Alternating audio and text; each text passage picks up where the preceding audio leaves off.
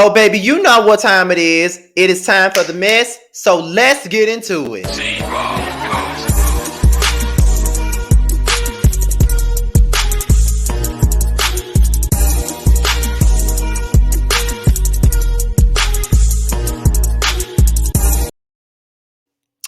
What's going on, you guys? It's be your boy Scotty by Nature TV, and we're here for a brand new episode of Yes for the Mess, okay? And we are here to talk about a couple of things, including Wendy Williams, Kevin Hunter, Tamar Braxton, Mary J. Blige, and Kim Kardashian, okay? We have a couple of things to discuss today in lunchtime gossip, okay? But before we get into any of this mess for today, let's get into some promotions of what I have coming up on this channel.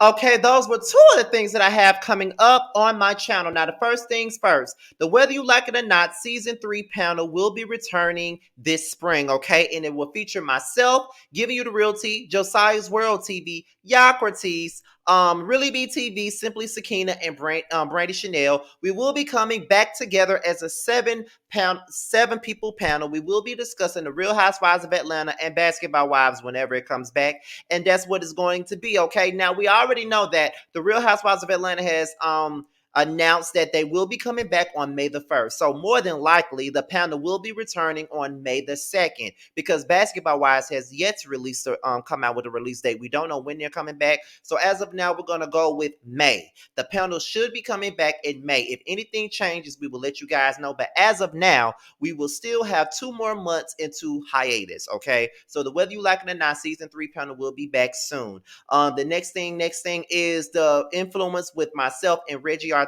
which is my cousin that you guys saw pop up in and out on the Whether You Like It or Not panel last season.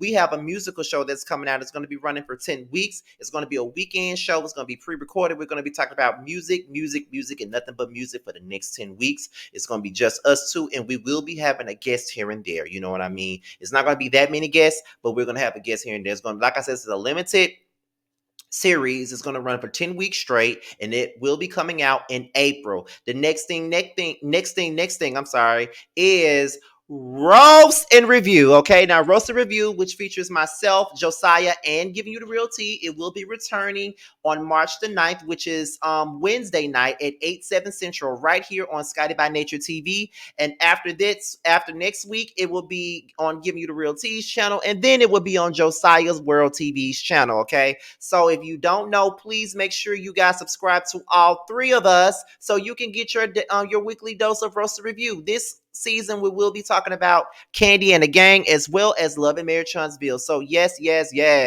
March the 9th, 8/7 Central, right here on Scotty by Nature TV. And be sure to subscribe to all 3 of us because Roast and Review will appear on each channel each week. We will be rotating the panel every week. And if you guys want to get a feel of Roast and Review before we get into it next week, be sure to go to the playlist. I have a whole Roast and Review playlist where me, Terrence, and Josiah sat down and we talked about Portia's Family Matters. Okay, so get into that. And Boys Night Out will be coming back soon. Next week, you guys will get the getaway vlog that we did. Okay, you know, 4 out of 5 of us was in Atlanta. About 2 weeks ago for my birthday. We hung out, chilled out, and got even closer, okay? So Josiah is editing that vlog right now, and it should be out next week, okay? And then 2 weeks after that, we'll be back officially for another show as we finish out our 2nd season of Boys Night Out. Be sure to tune in, as well as get ready for another segment that's coming up this spring called Who Was Wrong? Where it'll be also a 10-episode thing where it's going to be me and another person. We'll be talking about certain things that happen on reality shows or a movie or a TV show, and we'll be asking who was wrong, and we're going to debate about who was wrong, who was right, all of that other stuff. As of now, I got Melanated Crowns as a guest because she's the one who originally gave me this column, so she's going to be the first one. You see, Gigi with the Juice is another one. Now I need 8 more people, and I'm probably going to ask you guys, who do you want to see me collaborate with on Who Was Wrong, okay? And I will be looking at the post, so be sure to speak your mind then, okay? So that's it for everything that I got going on my channel at this point. Be sure to support everything that I got going on, and I definitely appreciate you guys and everything that you do for me and my channel. Okay, so now we're about to get right on into what you guys came here for, and it is time to get messy, okay? So the first things first, we're going to talk about Tamar Braxton, okay? Now, Tamar claimed that she was unable to contact her 8-year-old son for days while he was with her ex-husband, Vince Herbert, and she says that her ex has her number blocked. So we're about to get into this article from the JasmineBrand.com where it talks about this situation. So we're about to get into it right now, all right? So here's the article, and the article reads, Tamar Braxton claimed that her ex-husband, Vincent Herbert, prevented her from talking to her 8-year-old son. Now, R&B singer Tamar Braxton took to Instagram Live to complain about being unable to reach her 8-year-old son, Logan Herbert. The child was with Tamar's ex-husband, Vincent Herbert. According to the reality star, she couldn't speak to her son through Vince because he has her number blocked. Her sister Trina Braxton joined the live stream as Tamar drove to the recording studio and said, "I'm looking for your nephew Logan. I have called him several times today, and it seems like the only way I can get his attention and get him to call me is if I'm on Instagram Live." She added, "Why do baby daddies and baby mamas think that it's okay to block you while they got your child?" Tamar later on explained the situation on an episode of Dish Nation. During the segment, the co-host discussed parents blocking each other while they spend time with their children. "If I can't get a hold of my child, I'm supposed to be able to call his father. What happened was my son is always on my Instagram Live. I called him on his phone, not his dad's phone. I called him on his phone and he didn't answer for a few days. So that's the difference. So I decided to go live because I knew that he would pop up on my live. He didn't pop up on my live, so Vince got roasted." Okay? Do you agree with Tamar's or Vince's actions? Leave us a comment and let us know. Okay, so that was the article from the JasmineBrand.com. Now, here is what I got to say about that. That shit is childish as fuck. And when I say that's childish as fuck, I'm not even talking about Tamar because y'all know I'm nowhere near anybody's Tamar fan. Y'all already know that I don't like her at all. Y'all know I don't like that girl at all. Okay, y'all know this already, right? Y'all know this, right?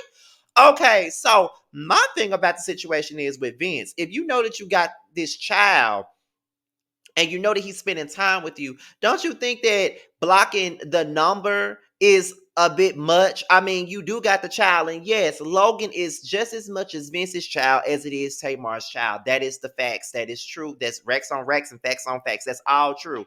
But at the end of the day, I just feel like that's a lot and that's a bit much. You know what I'm saying? Like, how are you gonna sit up here and block this woman's number when she's trying to contact her child? You don't know what's going on in this woman's head. While you sitting up here being petty, being childish, blocking this woman's number, not letting her know where her child is or what her child is doing. I think that that's reckless and disrespectful, and I think that you need to be put in your place about it. I never would have thought that Vince's big ass would be on some bullshit like that. I just think that that's really crazy and just ridiculous. Like, I ain't never knew that 40-year-old people would act childish like that. But then again, we watch Basketball Wives almost every season, so we already know that there are some childish ass 40-year-old people. But I just think that that's ridiculous. You know what I'm saying? Like, that's that childish ass baby mama, baby daddy syndrome. Like you don't like me, that's fine, but you got to deal with me for the sake of the damn child. You know what I'm saying? Like, we got to have an amicable relationship for the sake of the child. We ain't got to like each other.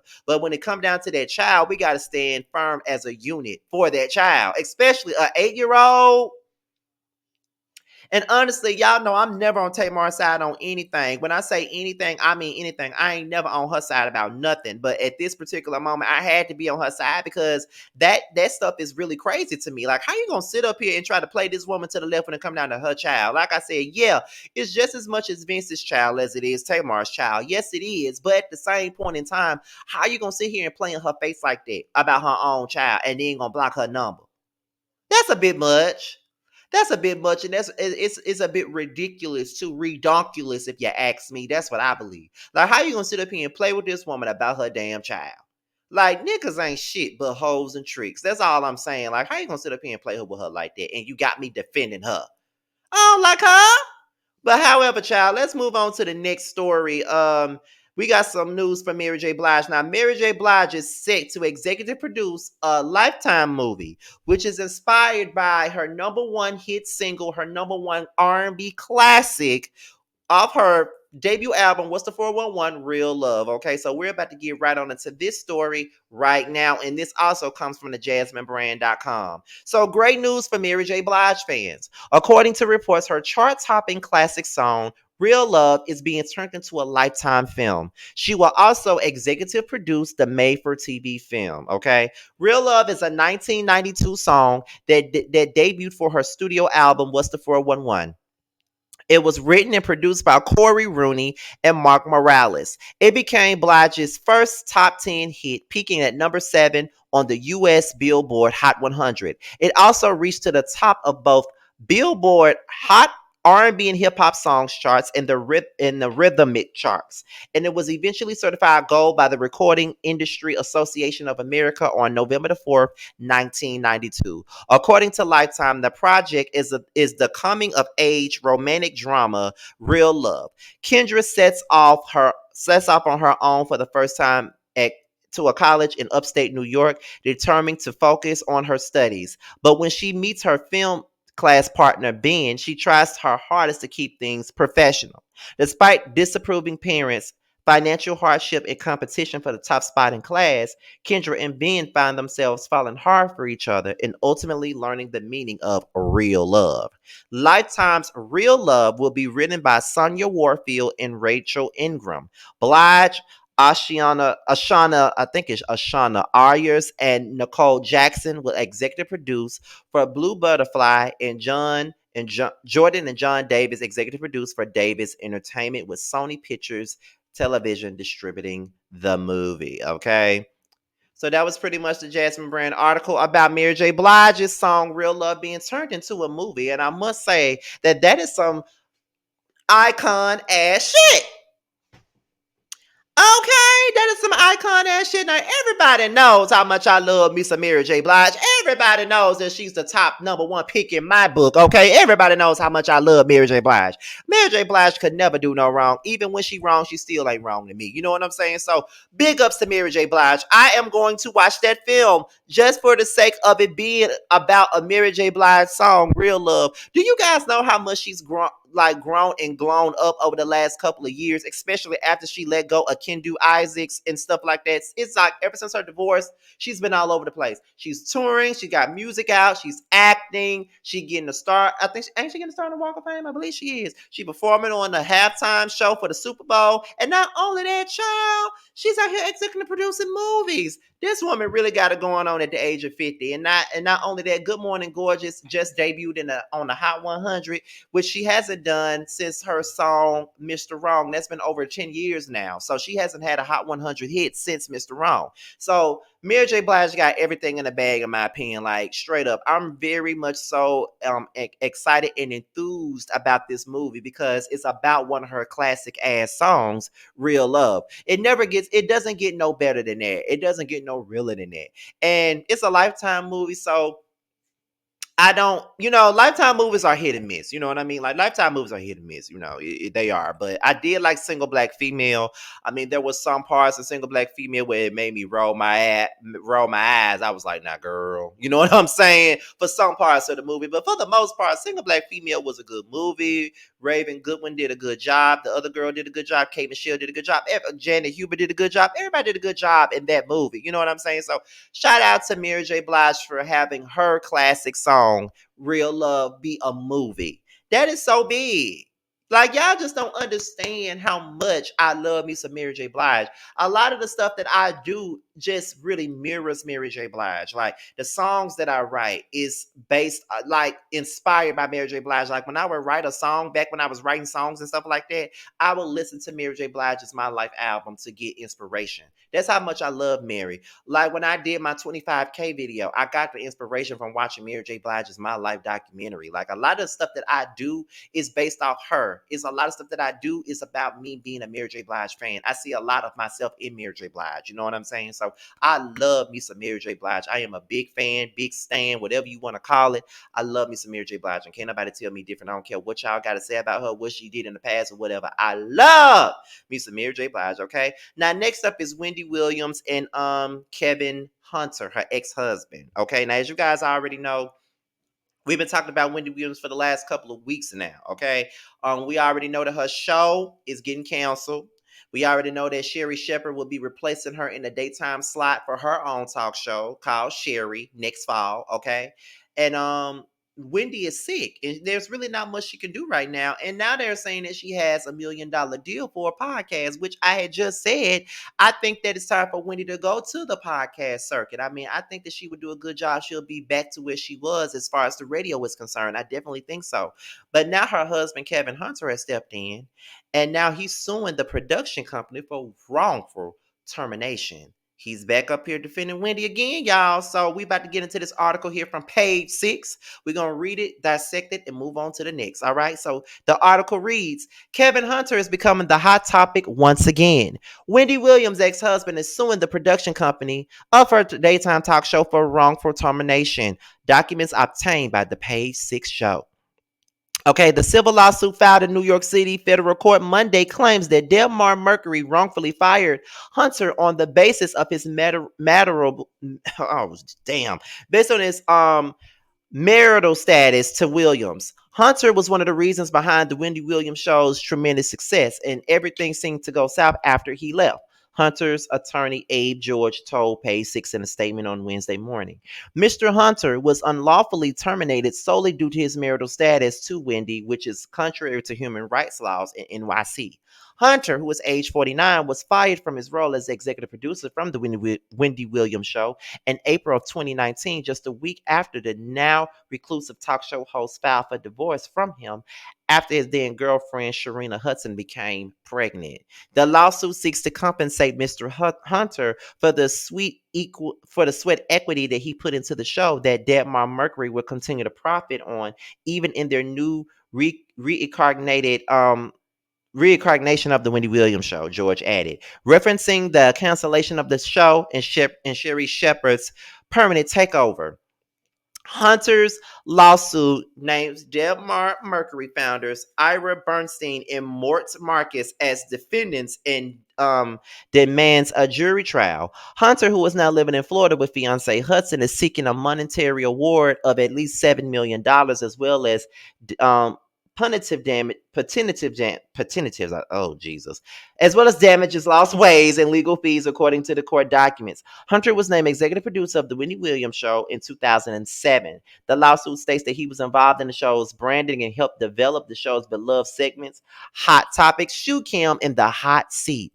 Meanwhile, Wendy Williams, age 57, is tied up in her own legal battle with Wells Fargo, which has frozen her assets over concern for her well-being. Okay, so that was pretty much the Page 6 article talking about Kevin Hunter and him suing Debmar Mercury for firing him as executive producer of the Wendy Williams show. And I'm confused by this. Why now you suing them? So you gonna wait till after Wendy Williams, get the show, after Wendy Williams is now canceled and now she can't do the show no more, and now you want to sue the production company? Why you didn't sue them after your divorce with Wendy? Like, I just feel like this is very much so strategically timed, in my opinion. That's what I think. Why he didn't sue them back then? You know what I'm saying? Now they say that it was illegal to fire him in the first place, but what I'm trying to figure out is, okay, what took you so long to get to the people to come to you with the bullshit? That's all I'm saying. Like, what took you so long to get to the people with the bullshit? You know what I'm saying? Like, that's what I'm trying to figure out. What took you so long? Because you've been gone for how long and you just not suing these folks?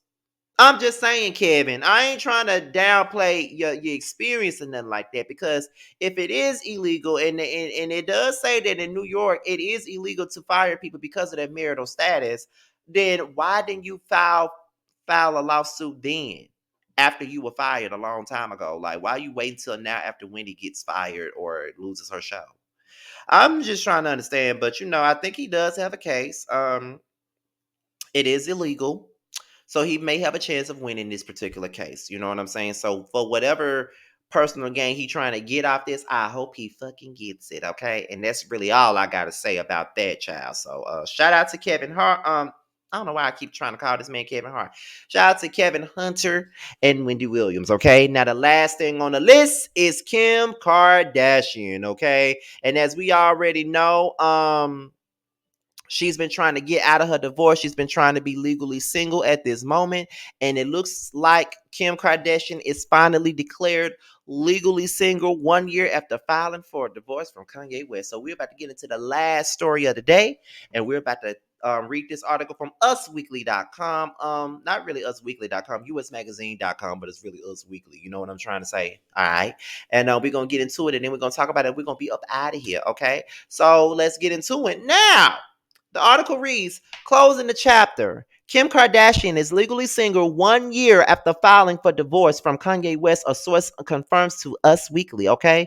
The KKW beauty founder, age 41, will no longer be known as Kim Kardashian West after being granted a name change on March the 2nd on Wednesday. The Keeping Up with the Kardashians alums request to end her marriage to West, age 44, was approved by a Los Angeles judge during a virtual court hearing on Wednesday.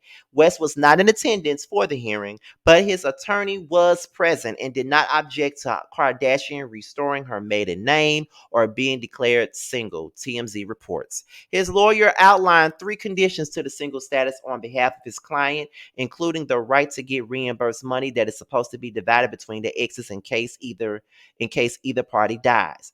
The condition was granted by the judge. The Yeezy designer's other 2 requests, however, were rejected, including his request to make sure that Kardashian is unable to transfer any assets that she has in a trust. West also asked that if the reality star remarries, she must waive her marital privilege, meaning a new spouse would not have to testify about communications that he had with her. The judge also rejected that request. The selfish author, who shares North age 8, Saint age 6, Chicago age 4, and Slum age 2 with the Jesus Walks rapper, filed paperwork with the courts in December of 2021 asking to be legally single and restore her maiden name. The request came 10 months after Kardashian filed for divorce from West after nearly 7 years of marriage. Last month, the Skims founder called out the gold digger rapper for his lack of action amid their ongoing divorce battle after he slammed Kardashian's parenting approach when she let their daughter North post videos on TikTok. I wish to handle all matters regarding our children privately, and hopefully he can finally respond to the third attorney he has had in the last year to resolve any issues amicably. The TV personality, who has been dating Pete Davidson since November 2021, wrote via Instagram in February. Kardashian submitted another set of divorce documents later that month, once again asking to be declared single. According to court documents obtained by Us at the time, the mother of 4 hoped that the new request would help West accept that their marital relationship was over. Us confirmed on Tuesday, March the 1st, that West fired his previous divorce attorney and hired someone new to represent him. Despite pushing back against the divorce plans for a year, the Still Play co-creator told Hollywood Unlocked on Tuesday that he asked his team to expedite the dissolution of my marriage to Kim, so I could put my entire attention into our beautiful children. Okay, so that was pretty much it from the US Weekly article. And I must say that, listen, y'all know, and I've said it many, many times before, I'm nobody's Kim Kardashian fan, never been a Kim Kardashian fan, never cared about Kim Kardashian or whatever she got going on, never have. But I can say that I'm happy that this shit is fucking over. I'm glad that we ain't got to never hear about this shit again. I'm glad that she got what she wanted. Girl, move on with your life, child. Move on with your life. And hopefully, Kanye can do the same because he's the main one who ain't been able to move on with his. Okay, so that's pretty much the gist of that situation, and that's all I really got. I'm glad that it's over with. I'm glad that she got what she wanted. And that's that on that and facts on facts, y'all. So that's it for Yes for the Mess. Be sure to like, rate, comment, subscribe to my channel, and share the videos. Also, be sure to click the notification bell so you can be notified whenever video drops, okay? That's number one. Number two, if you want to follow me on any form of social media, my Twitter and my IG is down in the description box, okay? I do follow back on IG. So if you want me to follow you back on Instagram, all you gotta do is hit me up in the Instagram DMs with the hashtag message Team Scotty, and it will let me know that you're a part of the team, a part of the crew, a part of the Team Scotty community, and I would definitely follow you back. With that being said, you guys, your boy's out of here until my next video. I'll holler at you guys later. See you later. Bye-bye.